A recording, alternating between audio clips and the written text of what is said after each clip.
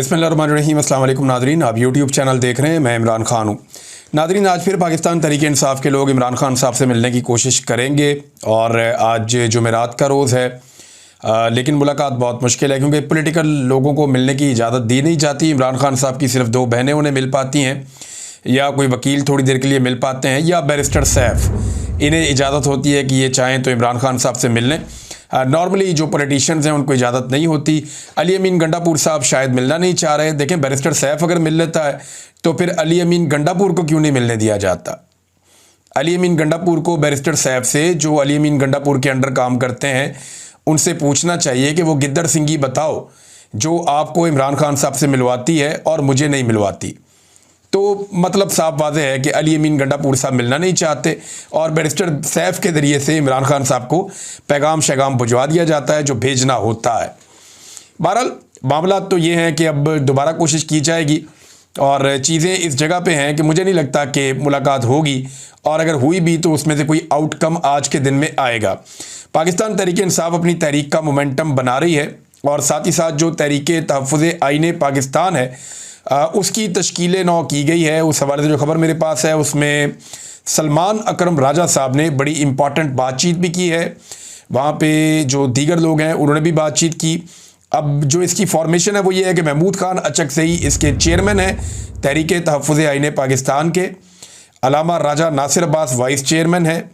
मुस्तफ़ा नवाज़ खोखर भी vice chairman है। Akhtar mangle साहब भी इसके वाइस चेयरमैन है और जैन शाह वाइस चेयरमैन है इसके, और असद कैसर इसके जनरल सेक्रेटरी हैं। साहबजादा हामिद रज़ा इंफॉर्मेशन सेक्रेटरी हैं। अखूनज़ादा हुसैन जो हैं वो तर्जुमान हैं। पाकिस्तान तहरीक इंसाफ की जानिब से सबसे सीनियर ओहदा असद कैसर साहब के पास है। आजकल वो पाकिस्तान में नहीं है, वो बरतानिया में है, और जब वो पाकिस्तान वापस जाएंगे तो वो अपनी ज़िम्मेदारियां संभाल लेंगे। तो यहाँ पे जो रिस्पॉन्सिबिलिटी थी इन चीज़ों को बताने की, वो पाकिस्तान तहरीक इंसाफ के सेक्रेटरी जनरल जो हैं वो सलमान अकरम राजा साहब ने अदा की। सलमान अकरम राजा साहब ने कहा कि कहा जाता है कि पाकिस्तान की तारीख ऐसे ही हमेशा इलेक्शन लूटे जाते रहे तारीख में भी, लिहाजा आप भी चुप हो जाओ, मगर हम खामोश नहीं होंगे, ना हमने होना है।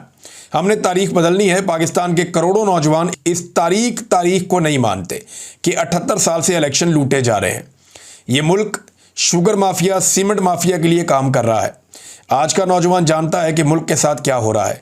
चीनी को देखें, कल सस्ती बरामद की गई और आज महंगी दरामद की जा रही है, यानी सस्ती बाहर बेची गई और आज महंगी वापस मंगवाई जा रही है। पेट्रोल की आलमी कीमतें देखें, पाकिस्तान और आलमी सतह पर 15 रुपए का फ़र्क है। ये किसको फ़ायदा पहुंचाया जा रहा है? इसका फ़ायदा इसी को होता है जो जमहूरियत नहीं चाहता। वैसे मैं हैरान होता हूँ सलमान अकरम राजा साहब की इन्फॉर्मेशन पे भी कि आलमी सतह पर पाकिस्तान का 15 रुपए का फ़र्क है। उन्होंने सिर्फ ये बताया, उन्होंने ये नहीं बताया कि इमरान खान के दौर में जब $100 से भी ऊपर का बैरल था, $125 तक का गया, तब पेट्रोल कितने का था और आज आलमी मंडी में कितने का है और पाकिस्तान में कितने का है। मेरे ख्याल में डाटा को सिंप्लीफाई करना चाहिए आम लोगों के लिए। अगर आप इस तरह देखें तो इमरान खान के दौर में पेट्रोल की कीमत आज के दौर से आधी से भी कम थी। आज के दौर में आधी से भी कम थी, यानी जितने का पेट्रोल आज शहबाज शरीफ खरीद रहे हैं, अगर इतने का पेट्रोल इमरान खान खरीदते तो पेट्रोल 100 रुपए लीटर होता। लेकिन इमरान खान ने पेट्रोल खरीदा बहुत महंगा, बेचा बहुत सस्ता। आज के दौर में पेट्रोल खरीदा बहुत सस्ता जा रहा है, बेचा बहुत महंगा जा रहा है। यानी इमरान खान के दौर में जो पेट्रोल की कीमत थी, अगर उसकी जगह पे आज वाली पेट्रोल की कीमत होती तो उस दौर में पेट्रोल की कीमत क्या होती? 100 रुपए लीटर उस हिसाब से। लेकिन मेरे ख्याल में आम आदमी को समझाने के लिए ये एक सिंपल तरीका मैंने आपके सामने रख दिया नादरीन। अब एक और चीज़ मैं आपके साथ शेयर करना चाहता हूँ कि जो 9 मई के गवाह हैं वो भाग रहे हैं।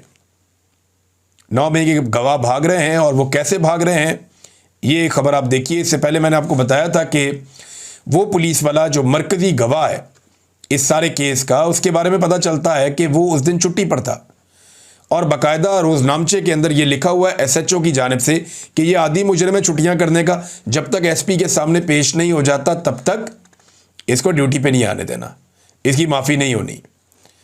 तो एक ऐसा पुलिस वाला जो आदी मुजरिम है छुट्टियां करने का, उसको आप दबाव डाल के कि तू तो मुअत्तल होने वाला, जो मर्जी काम उससे करवा ले, तो इन्होंने उसको ऐनी शाहिद बना दिया।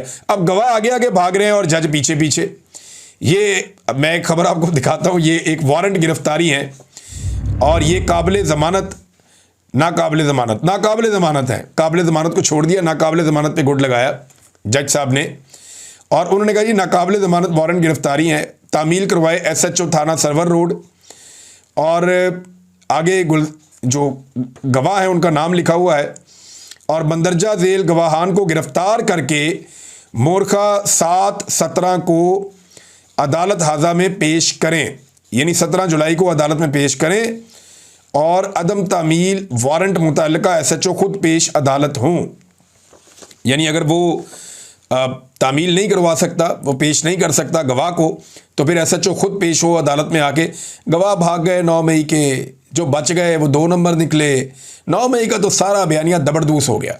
सिर्फ अदालतों में जज ही घसीटते फिरते हैं 9 मई को कि कुछ ना कुछ करके, जितना उन पे दबाव है बेचारों पे, जजों पे एस्टेब्लिशमेंट की जानिब से, वो बेचारे 9 मई को एक केसेस को पीट रहे हैं, लकीर पीटते जा रहे हैं, कभी घसीट के इधर ले जाते हैं, घसीट के उधर ले जाते हैं।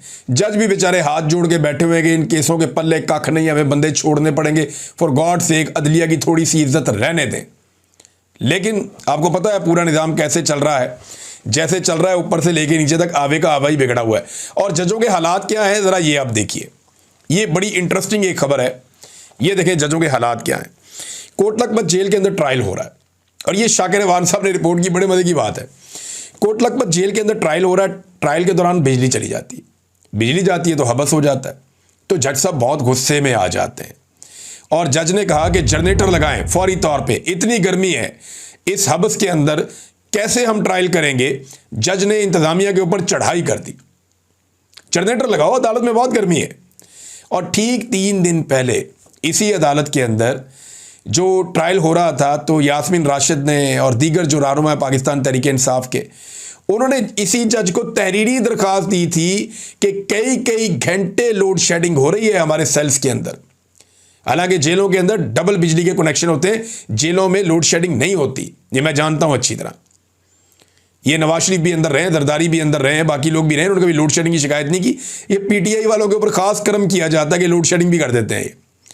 उन्होंने कहा जेल ट्रायल के दौरान डॉक्टर यास्मीन राशिद समेत दीगर रहनुमाओं ने जज को तहरीरी दरख्वास्त दी थी कि कई घंटे लोड शेडिंग की जाती है, सांस लेने का मसला बन जाता है, हम बुजुर्ग लोग हैं, गर्मी के बायस बहुत परेशानी होती है। तो जज ने आज तक उस दरख्वास्त पर कोई अमल दरामद नहीं करवाया, और अपनी अदालत के अंदर थोड़ी सी लाइट चली गई तो उन्होंने कहा लगाओ जनरेटर, इतनी गर्मी में कैसे हम काम करेंगे।